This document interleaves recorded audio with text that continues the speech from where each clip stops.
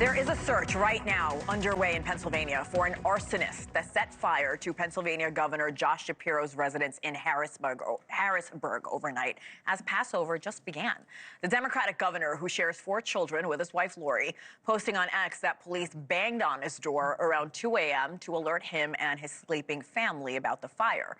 Everyone inside the home was in a separate part of the residence when the flames broke out. All of them, thankfully, evacuated safely. Authorities confirming that this was an act of arson after a significant portion of the residence was damaged. It is unclear if this was an act of hate targeting Shapiro over his politics or his religion.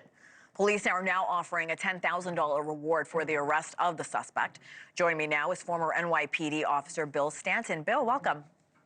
Thanks for having me. Of course. So what are investigators looking for right now? This fire broke out around 2 a.m., so I'm sure it's very early in the investigation, but what are they looking for?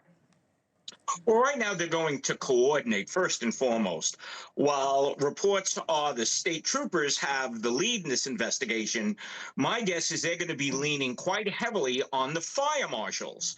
You know, what type of incendiary device was it? Was there a timer to go off? Was it just like a Molotov cocktail or something inside the home, which would connotate that someone from the inside set the fire? So all these things are going to be going on. Local, state, and fire will then be combining forces to find out who the person or persons that did this. And as you mentioned, is this politically motivated or religiously motivated? Bill, what security measures could be put in place to prevent copycats? Well, I'm surprised that they got as close to the residents as they obviously did. I mean, I have to believe there are both armed and unarmed security personnel. Think, if you will, a smaller version, a much smaller version, but still a version of the detail that protects, you know, heads of state, the President of the United States. State troopers have dignitary protection training. So you would think there would be a dog or dogs on site, and I would have to believe there are cameras. If there's not, then they seriously need an upgrade in their safety and security protocol. Yeah, I honestly thought the same thing. It's obviously a gated residence. I'm sure there are cameras there. What security measures do you think now could be put in place, and where does the investigation go from here? Well, as far as security measures, there is overt and covert measures, as we just discussed. There would be, you know, in case of fire, high-end smoke detectors, heat signatures. They would have armed and civilian security detail, possibly a canine, someone at the gate, and cameras.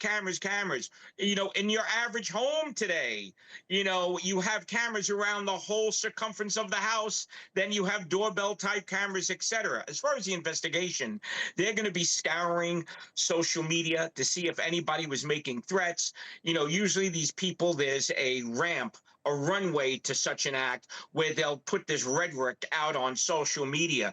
So while we may not know the usual suspects who may have been commenting on the governor's politic and or religion, they have a file. They have something called a threat file, and they have their what we would call their usual suspects. So that's who they'll be looking at first, and then there's the physical investigation, fingerprints, DNA, anything that might have been left behind. They'll be checking, you know, when they're going through the toll booths, all the local areas for cameras and anything that'll give them a clue.